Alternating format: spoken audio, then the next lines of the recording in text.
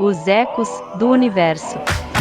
If you wanna run away with me, I know a galaxy and I could take you for a ride. I had a premonition. Bem, pessoal, agora nós vamos para o nosso bloco Ecos do Universo, onde a gente busca explorar algumas curiosidades históricas, histórias de forma geral, ou algumas descobertas astronômicas que são interessantes. Rodrigo, me diz uma coisa. A gente ouve por aí, ouve na escola, sobre o tempo que leva para um fóton de luz, ou para a luz de forma geral, chegar do Sol até nós. Quanto tempo leva para um fóton de luz que sai do Sol chegar até a Terra? Porque desde sempre eu ouvi dizer que é cerca de 8 minutos e pouquinho. Mas isso aí tá correto mesmo? Ou é mais um papo aí que a galera solta? Bom, vamos lá, né?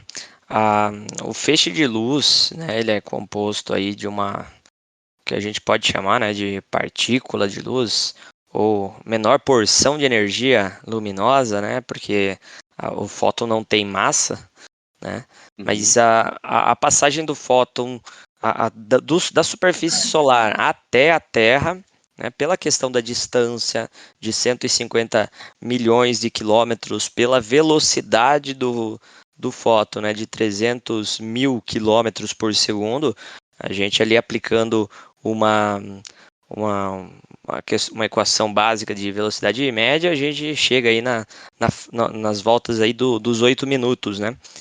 Esse é o tempo que chega da superfície do Sol até a Terra.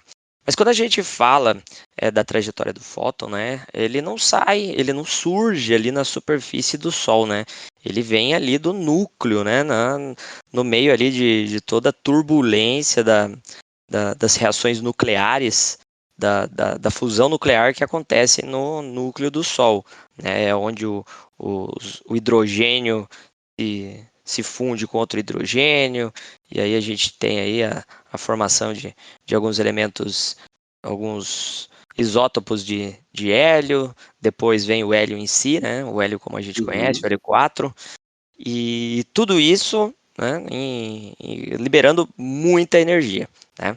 Para um fóton sair dessas condições aí de extrema densidade, né? Ele vai levar ali muito tempo, né? E se calcula aí de milhares e milhões de anos, né? Pode ser entendido também, fazendo uma analogia ao que a gente conhece aí como movimento browniano, né? Que foi observado pela primeira vez pelo botânico Robert Brown, observando. Ele escreveu um artigo, né? Ele publicou um artigo descrevendo o movimento aleatório aí de minúsculos grãos de pólen imersos na água. Então ele conseguiu colocar essas observações e que posteriormente ainda se comprovou a natureza corpuscular da matéria, né? Então, essas interações de pequenas matérias, basicamente, ele consegue ajudar, inclusive, a provar, né, ou a evidenciar a existência dos átomos. E ele até pensou que poderia ser de algum micro-organismo, né, algo vivo que esteja fazendo esses movimentos, e na verdade não, né? Ele fez isso com partículas inorgânicas e o movimento se repetiu. Então até essa própria discussão do movimento browniano foi ali no começo de uma teorização da partícula em si, do próprio átomo, né? Sim, a gente não pode ver a ciência, né, a física, a astronomia como eventos isolados que acontecem com grandes gênios, né? Acho que muita coisa acontece concomitante ou baseado na hipótese de alguém. É um trabalho coletivo, né? A ciência é um trabalho coletivo, isso merece ser evidenciado, não só para quem trabalha na ciência, mas também para os alunos, né? Que a gente está formando aí cidadãos críticos e que não podem acreditar que a ciência é feita de milagres, de magia, de genialidade apenas, né? Claro que nós temos aí personalidades como o próprio Albert Einstein, né? Ele participou de muitas questões envolvendo o movimento browniano, mas a gente não pode fixar, né, a ciência como algo somente de gênios, né? Ela é um espaço aberto a todo mundo, precisa sim de estudo, precisa sim de dedicação, mas acho que dá para falar de muita coisa, hein, Marco? Pois é, e é interessante isso que você colocou, que a ciência ela é feita de forma coletiva e é uma aventura humana, né, então tirar essa noção, né, de que você precisa ser excepcional em alguma área para você poder atuar, né, democratiza a possibilidade das pessoas também se tornarem cientistas. Isso é transformador. Você comentou, né, quando você falou do movimento browniano, até onde eu sei, o movimento browniano ele pressupõe ali um movimento errático, né, ele é uma coisa que ela tende ao aleatório por conta das batidinhas ali que acontecem, né, nos grãos. Então isso tem a ver com a probabilidade de um movimento, até pensando digamos, com essa analogia que você comentou do fóton?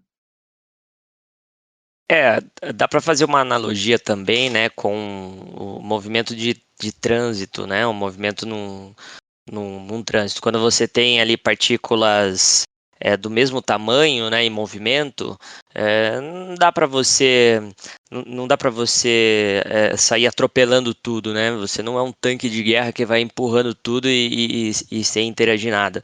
Quando os corpos têm as mesmas dimensões, né, elas interferem cada vez mais no movimento. Então, quando a gente está falando de micropartículas, outras micropartículas em movimento interferem no dela. Acontece que Uhum. isso é algo coletivo, né? Algo que acontece em uma grande quantidade, então fica muito difícil de prever, né? Esse tipo de movimento, e por isso temos algumas equações que estão longe de estar nas mãos aí de alunos do ensino médio, né? Estamos falando de cálculos de física e estatística que De ensino usam superior, até né. ensino superior, né, cálculo, que usam até, né, naquela área, dessa área nova que tem surgido, que é a econofísica, né, o movimento browniano, ele tem aparecido também para prever a queda e a subida de ações nas bolsas de valores. Umas relações de tendência, né, de mercado, de investimento e tal, essas coisas assim, né.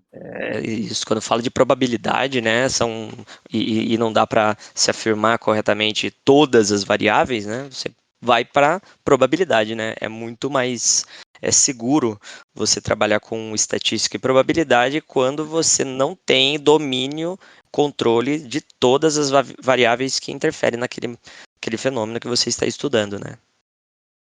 Eu me lembro dos estudos que eu tive de movimento browniano que quando você tem ali como você disse, né, você tem o grão do pólen, que ele tem uma dimensão um pouquinho maior, mas ele está em interação plena com todas as partículas da água ali, né, quando você fala dele imerso na água, né. E a água, quando você olha no detalhe, são feitas de partículas também, né, então, apesar da gente ter esse aspecto macroscópico de ser um líquido, né, eh mas bom, bora lá, vamos tentar entender, né, a gente colocou ali a questão do movimento browniano, a gente está discutindo um pouco sobre os pólens, sobre a água, e como que isso tudo aí se conecta com a luz, que você disse de início que é um negócio que é um fóton, que a princípio não tem massa, no Sol, isso tudo acontece no interior do Sol, porque, né, você falou ali daquela passagem mais longeva de tempo, né, que chega beirando os milhões de anos, como que isso se dá lá dentro? Uhum.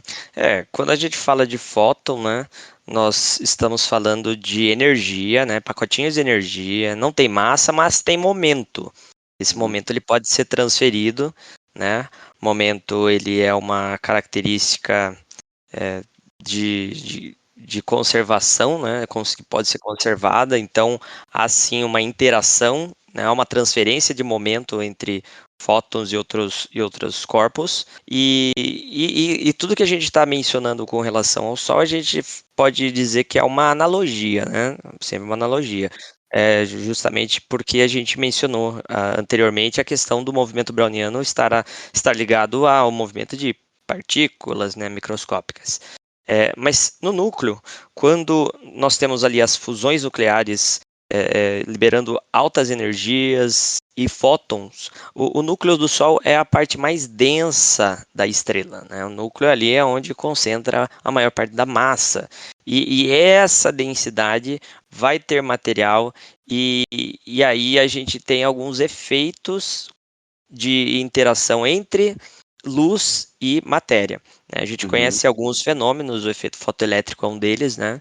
Mas a gente tem um outro fenômeno chamado efeito Compton, que faz uma referência a um fenômeno envolvendo uma troca de energia entre interações entre partículas elementares como o elétron, né, que é um lepton, com o fóton. E aí nós temos uma troca de energia, reduzindo a energia do fóton, fazendo, né, ou reduzindo o seu momento linear, fazendo reduzir a sua velocidade. E com isso ele faz com que o movimento do fóton ele não seja em linha reta, não seja o mais rápido, e então, por mais que a distância percorrida num caminho livre, né, sem nenhum obstáculo ali para a luz, ele conseguisse permanecer realizar, né, por um tempo mais curto, ali ele vai ter mais dificuldade, então é uma prova com obstáculos, né, então ele vai se livrando de obstáculos, e esses obstáculos, quanto mais próximo do núcleo, maiores, né, então ele tem grandes desafios para superar, até chegar na superfície do Sol. Depois que ele desprende da superfície do Sol, aí o caminho fica livre, né? Nós temos praticamente um vácuo